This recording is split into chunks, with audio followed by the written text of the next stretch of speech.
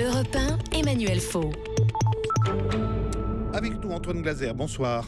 Bonsoir. Vous êtes spécialiste de l'Afrique et fondateur de la Lettre du Continent. Les Chebab, branche d'Al-Qaïda en Somalie, ont donc proféré hier des menaces contre les Occidentaux, menaces par vidéo interposées contre le Canada, les États-Unis, mais aussi Londres, Oxford Street et 2 centres commerciaux en France. Le document pointe le Forum des Halles et la Galerie des Quatre Temps à la Défense. Antoine Glaser, quel crédit accordez-vous à ces menaces ? Il faut être toujours... auparavant, ça paraissait absolument incroyable. Les Chebab de Somalie, on voyait simplement des pêcheurs, des pirates. Et c'est là où on voit l'interconnexion, la réactivité. Et donc, on ne peut pas négliger. On voit bien à quel point maintenant tous ces réseaux sont complètement interconnectés. Et c'est vrai que, même si ça paraît absolument incroyable, en plus de cibler 2 centres commerciaux comme ça en plein Paris, je veux dire, voilà, c'est aussi une pression supplémentaire. Parce que les Américains sont quand même très circonspects. Ils ont même l'air de dire que ces menaces ne sont pas crédibles. Oui, mais enfin, je veux dire, à chaque fois, il ne faut quand même pas oublier le mall qui avait été attaqué par les Chebab au Kenya, Nairobi, qui était la capitale du Kenya, qui paraissait totalement sécurisée. Et vous avez vu, ils ont mis des semaines, vraiment plusieurs jours pour venir à bout de cette attaque de Chebab en plein centre de la capitale du Kenya. Donc, Paris, bien sûr, c'est pas non plus le Kenya, c'est pas leur région, mais je veux dire, c'est vrai qu'on voit bien, maintenant, ce djihadisme intégré et mondialisé. Ces menaces tous azimuts, ça nous rappelle un peu les messages que lançait Ben Laden quand il était au sommet de sa puissance politique. Qui sont-ils, les Chebab, pour en arriver là ? Ils sont en fait, moi je pense toujours, il faut aussi, évidemment, c'est toujours une parole de spécialiste, mais bien vraiment regarder pays par pays, c'est pas, on finit par tout mélanger entre le groupe islamique, que ça soit Daesh, que ça soit en Irak, en Syrie ou Boko Haram. C'est d'abord souvent des problèmes locaux. Je veux dire, en Somalie, c'est vraiment le problème de la désintégration totale de la Somalie. Je veux dire, la Libye, c'est encore une autre histoire, même s'ils se revendiquent, même s'il y a la franchise, c'est Daesh, même si le groupe islamique, c'est Daesh, même si les gens vont se revendiquer comme ça d'émirs ou autres. Mais très franchement, la plupart du temps, si vous regardez précisément, si vous connaissez un peu le terrain, vous voyez que la plupart du temps, ce sont des régions qui sont complètement en déshérence depuis des années, que ce soit le nord du Mali, avec la désintégration aussi de la Libye et le retour des Touaregs, que ça a été, quand vous voyez Boko Haram, le nord du Nigeria, ce sont des régions qui sont déshéritées, abandonnées depuis des années. Heureusement, on n'en parle pas parce qu'il n'y a pas pour l'instant vraiment de mouvement qui se revendique comme ça de l'islamisme radical en Centrafrique. Mais c'est le nord de la Centrafrique, c'est des régions que pendant 10 ans, il n'y a plus d'État. C'est les régions où il n'y a plus d'État en Afrique. C'est là où s'installe un islamisme radical avec, alors là, les associations de bienfaisance, énormément d'argent, de trafic qui circule.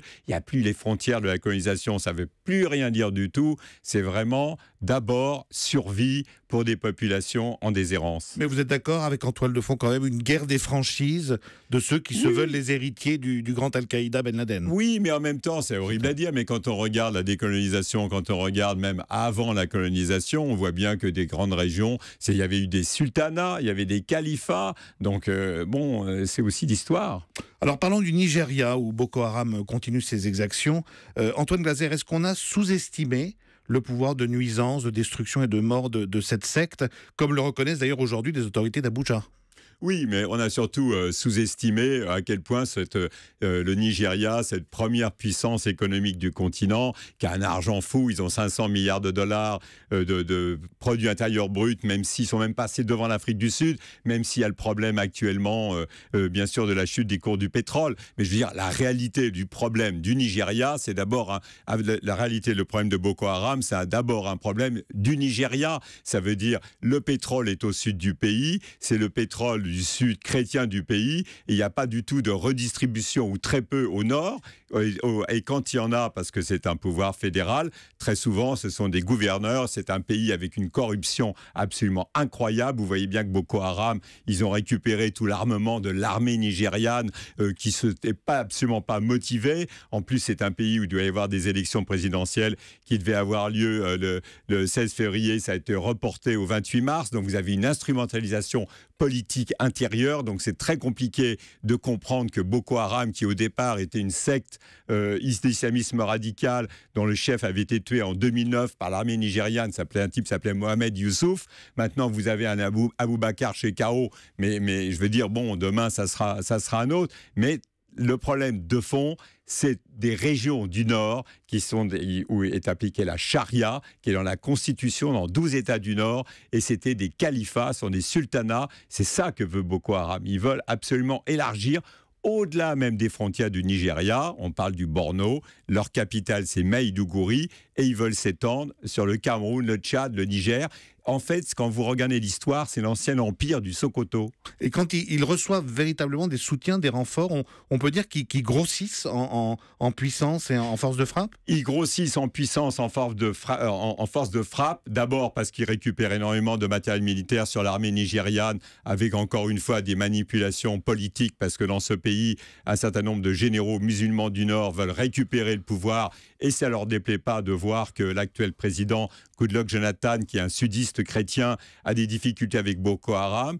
Jonathan Goodluck, pendant des années, d'ailleurs, vous avez vu comment le ministre des Affaires étrangères, Laurent Fabius, vous avez vu comment cette déclaration, qui est quand même assez... Un vrai rappel à l'ordre du Nigeria. Ah ben bien évidemment, en disant il faut que vraiment que le Nigeria s'engage pleinement. Ça veut dire très clairement, tout le monde sait que le Nigeria, depuis des années, ils vivent très bien du pétrole du Sud, mais ils font rien, ils n'ont rien fait contre Boko Haram. Ça voudrait dire quoi, un engagement plus fort de la part ça veut dire simplement que ça veut dire vraiment mettre non seulement des troupes aguerries, mais simplement ne pas s'occuper un peu de l'armée nigériane, où il y a une corruption absolument effrénée, et ils ont, eux, c'est horrible à dire, mais c'est un petit peu comme pendant, c'est peut-être un peu comme ça à l'emporte-pièce, mais regardez l'Algérie pendant des années, ils ont quand même exporté Al-Qaïda du Maghreb islamique dans des pays comme le Mali et aux voisins. Et ben c'est pareil pour Boko Haram. Finalement, quand vous êtes à 1000 km dans la capitale qui est Abuja, ou la capitale Lagos, il faut que les gens comprennent que le Nigeria, c'est 180 millions d'habitants. La capitale économique Lagos, c'est 20 millions d'habitants. Donc c'est des pays dans le Nord, c'est des millions de gens à Maïdougouri. Et vous avez des associations de bienfaisance entre guillemets islamiques qui remplacent l'État. Merci beaucoup Antoine Glaser, et je signale votre ouvrage Africa-France, quand les dirigeants africains deviennent les maîtres du jeu. C'est paru chez Fayard. Et on va parler dans un instant d'un autre front, notamment pour la France, c'est celui de la lutte contre Daesh et l'État islamique en Syrie et en Irak. Merci Antoine Glaser. Emmanuel Faud.